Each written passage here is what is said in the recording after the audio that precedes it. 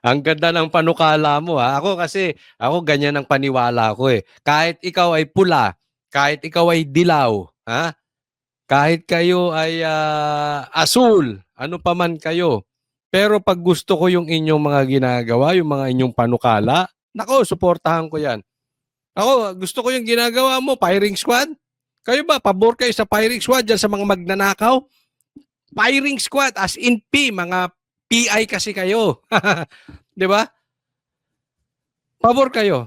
Ako talaga pabor. Lagay nyo dyan sa comment section na. Pero, merong akong dagdag. Hmm?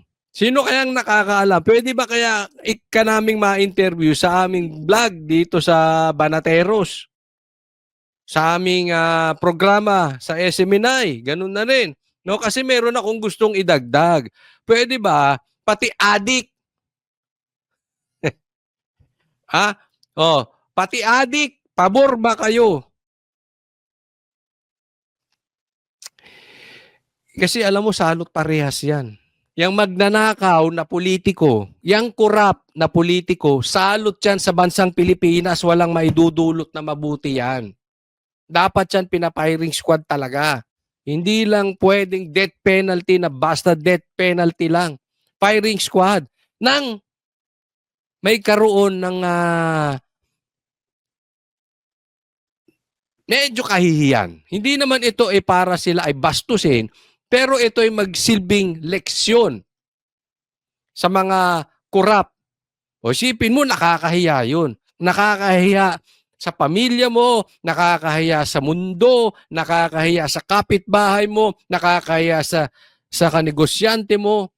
Pabor ako, dapat talaga firing squad. Sana maipasa to, no? And again, pangalawang salot, itong mga adik na politiko. Isama nyo na, pwede ba? Pwede. Request lang. Sana makarating tong request ko sa'yo. Oo, damay na natin yung adik kasi walang gagawing mabuti tong mga adik. Di ba? Yung adik nga na walang pera, grabe ang pansasamantala sa taong bayan. Grabe ang nagiging perwisyo sa Pilipinas. Yung pa kayang adik na nasa posisyon, yung adik na mayaman, ang sakit sa ulo niyan. Ang laking problema nating mga Pilipino diyan.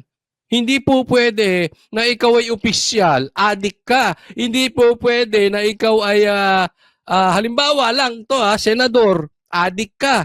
O kaya presidente, o kaya vice president, o kaya pulis, o kaya sundalo na adik. Hindi talaga po pwede. So pwede ba isama nyo na yung mga adik dyan ng malintikan nitong mga ito, ha? O, pakiusap lang po.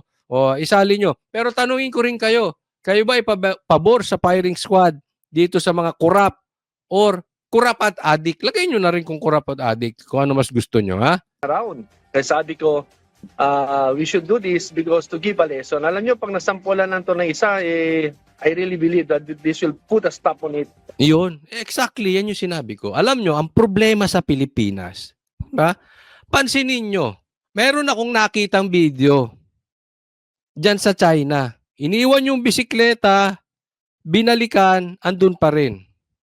Sa Japan, ganun din. Iwan mo lang yung bisikleta mo, andyan. Sa Hong Kong, ganun din. Bakit sumusunod naman yung mga Pilipino? Bakit sa Pilipinas, hindi mo pa naiiwan yung bisikleta mo, nawawala na? Malambot kasi yung batas natin. Dapat ba sampulan niya mga pistiho na yan? Hindi, kasi alam nyo, hindi na ubre. Diba? Una, inalis pa nga yung death penalty. Oh, kaya itong mga ito, alam mo kaya ako pabor dito. Kasi may nagsabi sa akin, Coach Oli, medyo mahirap kasi yung death penalty dahil mahina yung justice system natin. Ang problema, maraming napapagbintangang maliliit dahil walang abogado, dahil mahirap, dahil mangmang. So kahit wala silang kasalanan, nakukulong. Kawawa naman kung mamamatay ng inosente. I agree. Kaya nga, para lang sa mga politiko. Ibig sabihin, pag ang politiko na patunayan mong korap, magnanakaw at adik, Malaking bagay po yun. Bakit? May pang-abogado yan. May power yan. Kayang ipagtanggol ang sarili. Di ba? So, ibig sabihin, pag convicted na politiko, gaya ni Franz Castro, ibig sabihin, legit. Politiko ka na.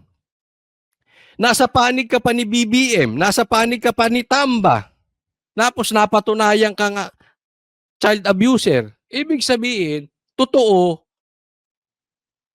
at walang kakupas-kupas, walang kakurap-kurap na kasinungalingan. 'Di ba? So hindi magagamit yung hindi inosente 'yan. Ano lang 'yan, kawawa. Hindi po pwede. Sa politiko lang ito, sa politiko. Sa pulis, medyo ano pa ako At saka sa sundalo, no? Siguro pwede na yung death penalty pero wag ng firing squad. Dito na lang sa mga politiko. Kasi sabi nga, much is given, much is required. Nabigyan ka ng kapangyarihan, dapat naman, wag mong gamitin sa kalokohan. Nabigyan ka ng kapangyarihan para tulungan mo yung mga maliliit na tao. Tapos anong ginagawa mo? Ninanakawan mo. 'Di ba? Dapat ikaw ay nagtuturo ng magandang halimbawa. Number 1 kang adik. Anong ituturo mo sa bansang Pilipinas? Di wala. Nga. Mahirap po yung ganon. Kasi, pag inisip-isip po natin, ang sakit pong nakawan. Diba? Tingnan mo to. Halimbawa, ikaw ay mayaman. Nakatira ka sa penthouse. Pag bumiyahe ka, hindi business class, hindi first class, private jet. Nakakapasyal ka sa ibang bansa, iba't ibang bansa. Ang dami mong bahay. Tapos, meron kang kapitbahay na hindi malaman, kakakain pa lang, hindi nila alam saan kukuhanin yung susunod na kakainin nila. Isipin mo, ako yon. Halimbawa, ako yon, ako yung mayaman. Kayo, kayo, kunwari lang. Hindi hindi po ito. Kayo, nanonood. Halimbawa lang ito, mahirap kayo. Wala na nga kayong makain. Kawawa yung mga anak ninyo. Yung iba maliliit pa, yung iba sanggol pa, walang pambili ng gatas. Tapos ako mayaman, nanakawan pa kita. 'Di ba? Wala ka na ngang makain. Ako nga, sagad-sagad sa buto na yung kayamanan ko. Halimbawa lang po, baka ikato ito ng mga nanakawan ko pa kayo. 'Di ba kung di ka tarantadong kabastusan talaga yung ginagawa na yan? 'Di ba? Sobrang kabastusan yun. Sobrang kagreedy mo na. Kaya dapat itong politiko talagang pinapiring squad yan. Walang dangal tong mga ito na ikay napakayaman mo na. Bilyon, may trilyon ka. Hindi ko na alam kung ilan pa yung pera mo dyan. Nanakawa mo pa yung mga mahihirap. Mahiya kayo sa balat ninyo. Dapat sa inyo talaga pinapiring squad. Titigil to kagad. Ang iba pang mambabatas, ano naman kaya ang reaksyon sa panukalang ito? Dapat po siguro pag-aralan din maigi yung mga ganyang bill. Kasi At pagkatao. Atakot sa death penalty.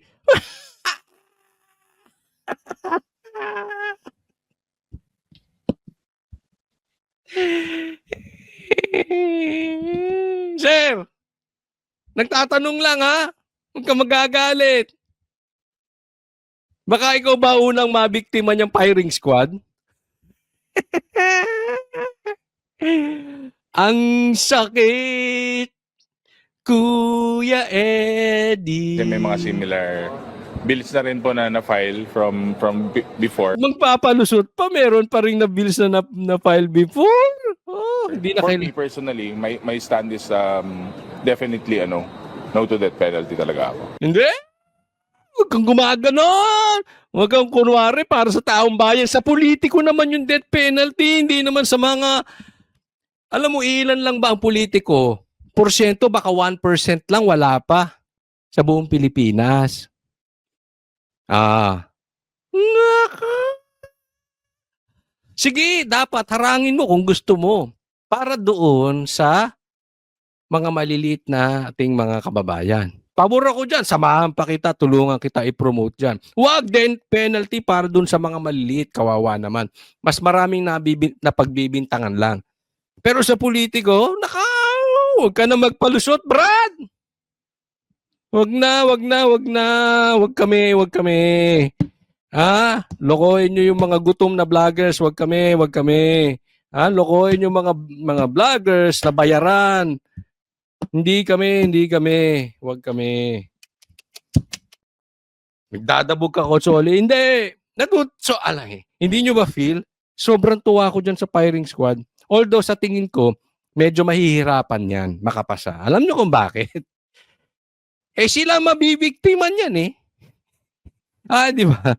Sila madadali niyan. So, alanganin. Sa tingin ko hindi mapapasa. Pero natutuwa ako na hindi ito mapasa yung maunti-unti lang. And who knows? Someday. Di ba? Who knows? Alam mo, tumatak to sa utak ko. Paalala nyo sa akin, ha? Paalala nyo sa akin kasi pag nagkikita kami ni PRRD o ni BP Sara, nilalabas naman namin sa Facebook. Kung nakalimutan ko, remind nyo ko, Coach Oli, meron kaming i-remind sa'yo. Ito yon. Ibubulong ko kay PRRD o kay BP Sara. Ituloy itong firing squad sa mga politiko. Payag ako dyan. May dapat talaga yan. So, hindi man matupad ngayon, malay natin. Kasi definitely, I know, you know, we all know BP Sara will be the next president. That's for a fact. Totoo yan. So, dapat mabulungan natin. Vice President. BP Sara. Sana matulungan mo maipasa sa itong mga buhaya. Itong mga magnanakaw na ito na nagtatago sa pangalang ayuda, ma-firing squad. Ang saya-saya na bubulong-bulong lang ako. Parang akong Hindi ko naman sinasabing susundin ako kasi wala naman akong political strength para sundin nila.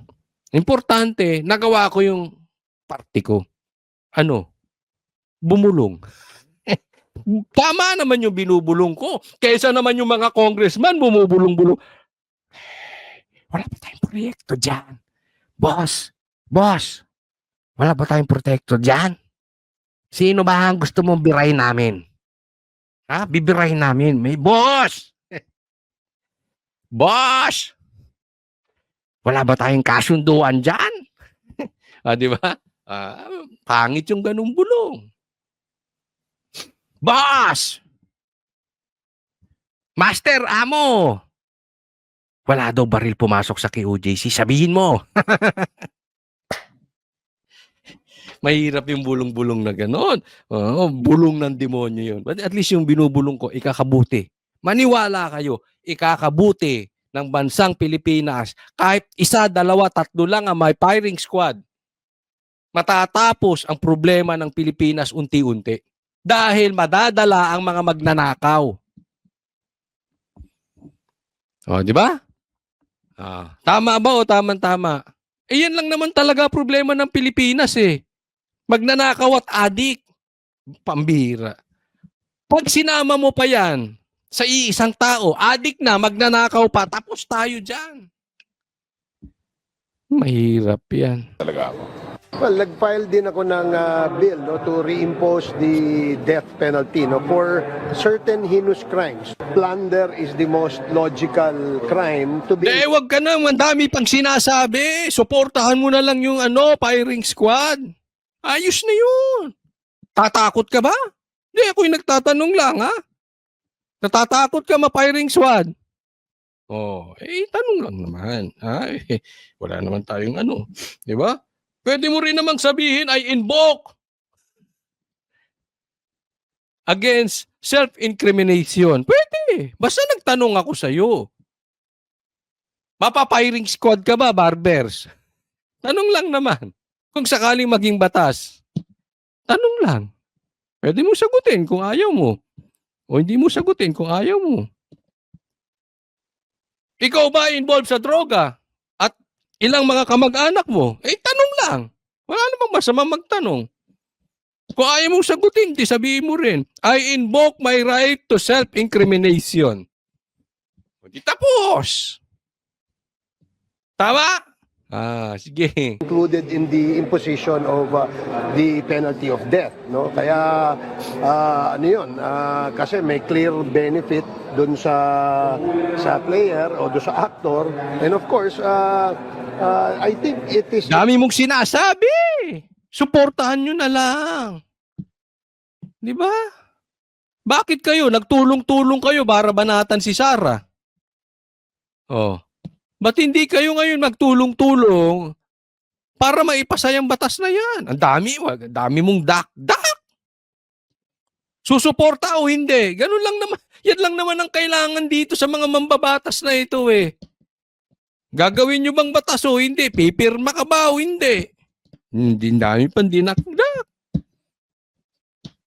one Baka nag-aantay ng ano. Alam nyo na. Para ano? Sa pirma. Pirma. Kaya nga hindi na umusad yung impeachment eh, no? Oh, nagbuka kayong tanga pare-parehas. Panay ang gisa nyo kay BP Sara. Walang nangyayari sa inyo. Nako. Tinamaan ng lintik. serious step, no, to really send a signal that corruption should not be taken lightly. Bagamat ilang buwan na lang ang nalalabi sa 19th Congress, umaasa ang principal author ng panukala na makalulusot pa rin Hindi, ito. ako personally, hindi ko siya kilala, ha? Pakilala nyo sa akin at sana ma-interview natin to. At gusto ko itong ginagawa nito. Hindi ko alam. Kung ito'y pink, okay lang, walang problema. Wala namang problema sa akin kung ano kulay mo eh. Kung pink ka, dilaw ka. Basta wag ka lang epal. Maganda to, maganda. Ngayon, kung epal siya, basta maipasa niya yan, walang problema rin sa akin. Ha? Kahit best friend pa siya ni Trillanes. Pag naipasa mo yung batas na yan, saludo ko sa'yo. Hindi, kayo. Ako honestly, hindi ko siya kilala. Hindi ko alam kung anong kulay nito. Pero kayo, susuportahan nyo ba itong mama? Kung sakali, maipasa niya yung batas na yon.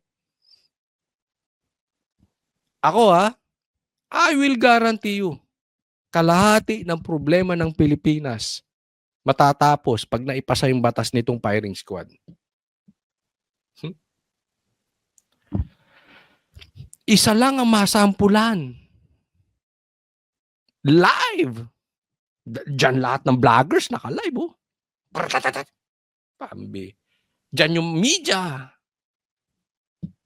Pag hindi tuminuyang mga yan, yung mga buhaya na yan na walang kabusugan sa pagnanakaw, walang kabusugan, akalain mo,